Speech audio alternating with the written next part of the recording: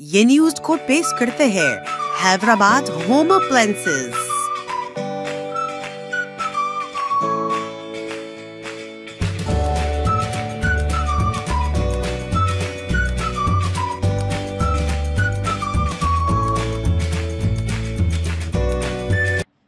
ఓ ప్రజాప్రతినిధి వేధింపులకు తాళలేక ఆత్మహత్య చేసుకున్న సర్దార్ కుటుంబాన్ని MLA Madhavaram Krishnarao minority cell అధ్యక్షుడు గౌసుద్దీన్ పరామర్శించారు.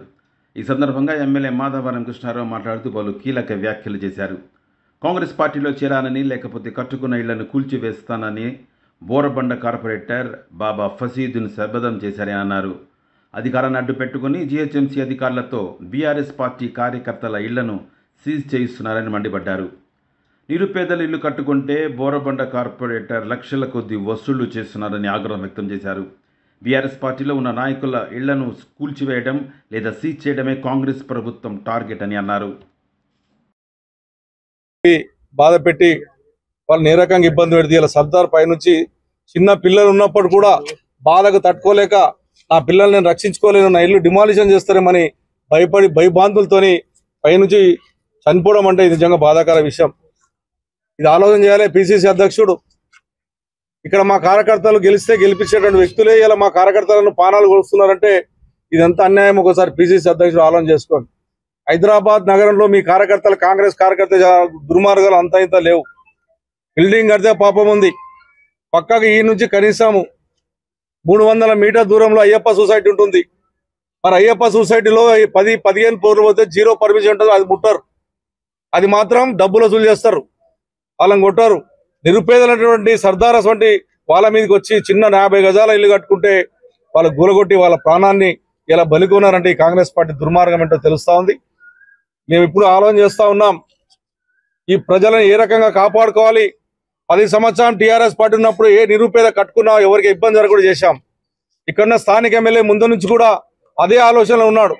ఆ వ్యక్తి మీద ఈ రకంగా డబ్బులు వసూలు చేస్తుండని ఆ రోజు నుంచి అది పక్క పెట్టడం జరిగింది. మాకున్నటువంటి స్థానిక జూబ్లీస్ ఎమ్మెల్యే గారు మరి ఈ రకంగా దుర్మార్గంగా చేస్తున్నందుకు టీఆర్ఎస్ పార్టీ తరఫున నేను కానీ మా ఎమ్మెల్యే కానీ మా కేటీఆర్ వచ్చిన తర్వాత నేను పోలీస్ వాళ్ళకు కూడా నేను విజ్ఞప్తి చేస్తూ ఉన్నాను. మీరు 23 తారీఖు చనిపోతే ఇప్పటి వరకు యాక్షన్ తీసుకోలే. అతన్ని ఇంటికాడ పోలీసు వాళ్ళని పెట్టడం వల్ల మీరు అతన్నే రక్షించే ప్రయత్నం చేస్తారు తప్ప నిరుపేదకు జరిగినటువంటి అన్యాయం ఈ పోలీసు అధికారులు యాక్షన్ తీసుకుంటలేరు. ఇది మంచిది కాదు. ఇమ్మీడియట్ యాక్షన్ తీసుకోమని చెప్పి పోలీసు అధికారులను తెలియజేస్తా ఉన్నాను. మీరు యాక్షన్ తీసుకోకుండా అతని మీద యాక్షన్ ఇచ్చిపెట్టే ప్రయత్నం చేస్తే మాత్రం మేమందరం ఖచ్చితంగా పోలీస్ స్టేషన్ ముందే ధర్నా కార్యక్రమం చేస్తాం. మీరు అరెస్ట్ అయినంత వరకు వదిలిపెట్టే ప్రసక్తి ఉండదు. ఖచ్చితంగా న్యాయం చేయవలసిందిగా విజ్ఞప్తి చేస్తా ఉన్నాను. ఇక మున్సిపాలిటీ అధికారులను చూస్తే మాత్రం ఆశ్చర్యంగా ఉంది. కాంగ్రెస్ పార్టీ వాడు ఎవడన్నా ఇల్లు కట్టాలి అన్నా కొనాలన్నా మున్సిపాలిటీ అధికారులు కంట్రోల్లో తీసుకుంటా ఉన్నారు. వాళ్ళు చెప్పిందే మున్సిపల్ అధికారులు చేస్తున్నారు. బిడ్డ మున్సిపల్ అధికారులు నేను చెప్తా ఉన్నాను, మీ అందరికీ శాశ్వతం కాదు రాజకీయం. మేము వచ్చిన తర్వాత ఒక్కొక్కరిని చూస్తాం, ఏ రకంగా చేస్తామో ఆఫీసర్లు హెచ్చరిస్తా ఉన్నాం. మీరు ఇష్టం వచ్చిన సీల్ చేసుకుంటా హైదరాబాద్ నగరంలో ఉన్నటువంటి 70 గజాలు 80 గజాలు కట్టుకున్నటువంటి వాళ్ళ నిరుపేదలను పెట్టే ప్రయత్నం చేస్తా ఉన్నారు, బలిదానం చేసే ప్రయత్నం చేస్తా ఉన్నారు. నేను కమిషనర్ గారు కూడా హెచ్చరిస్తా ఉన్నాను, ఇవి కంట్రోల్ చేయండి. 72 గజాలకు పర్మిషన్ లేకుండా కట్టుకునేటటువంటి జీవో తీసుకొచ్చింది ఆ రోజు టీఆర్ఎస్ పార్టీ కేసీఆర్ నాయకత్వంలో. పక్కకున్న అయ్యప్ప సొసైటీలో ఈ రోజు వరకు కూడా 100,000 ఇళ్లు కడితే కూడా పట్టించుకునేటువంటి దుర్మార్గమైన స్థితిలో మీరు ఉన్నారు. కాబట్టి ఎట్టి పరిస్థితుల్లో మీరు దీని మీద చర్య తీసుకొని నిరుపేదల దగ్గర పోదని చెప్పి నేను తెలియజేస్తా ఉన్నాను. మళ్ళొక్క సర్దారస్ వంటలకి అన్యాయం జరుగుతున్న మాత్రం ఈసారి ఏంటో టీఆర్ఎస్ పార్టీ తరఫున మేము ఏంటో చూపెడతామని చెప్పి తెలియజేస్తూ ఇక్కడ ఉన్నటువంటి సర్దార్ కుటుంబానికి పూర్తిగా సానుభూతి తెలుపుతూ మళ్ళా ఇటువంటి సంఘటన జరగకుండా ఆ కుటుంబానికి టీఆర్ఎస్ పార్టీ అండగా ఉంటుందని చెప్పి సందర్భంగా తెలియజేస్తా ఉన్నాను.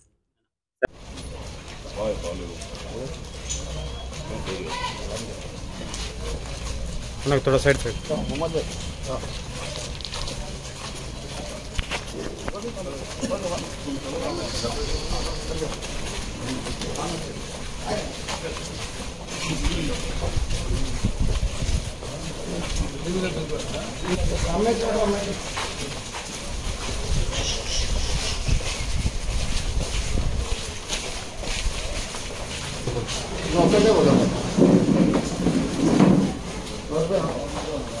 కొంచెం